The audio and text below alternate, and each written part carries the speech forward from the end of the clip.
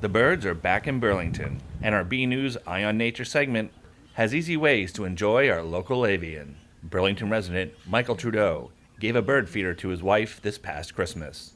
All of a sudden, I'm looking out the window and I'm seeing all these birds, and they're fascinating. And so I just fell into it.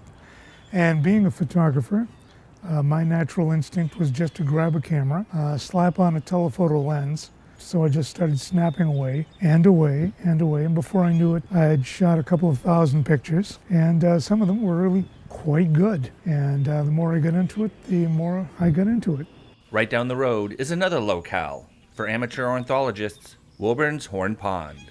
We just went over to take a walk around Horn Pond for exercise, and we saw all these birds, all this waterfowl that's very used to having people around it, and you can walk right up to them. So we started going over there as well. So you got the backyard birds, the songbirds that are shy, very fast moving, and you got the birds over at Horn Pond that are large and not shy at all. Mike was good enough to give me a show and tell on attracting birds to your own backyard.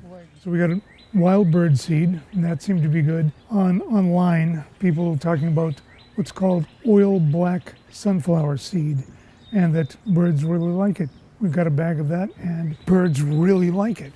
What we have over here is called suet. It's kind of a cake of bird seed put together with vegetable shortening or things like that, so that it's kind of a solid mass. Woodpeckers like that more than they like your house. And the woodpeckers are beautiful birds. On the bird feeders, on the pole that I have out here, I've put it up high. I got extenders so that I can see it from the windows in the house. That's Chickadee.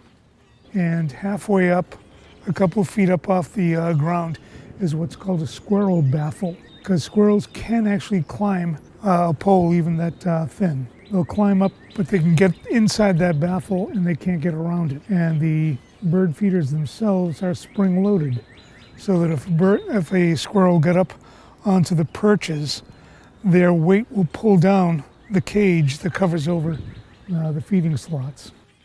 I'm really new at this. I'm not an expert. If you want to get into this, do it. It's fascinating. Easy as taking a walk or just looking out the window.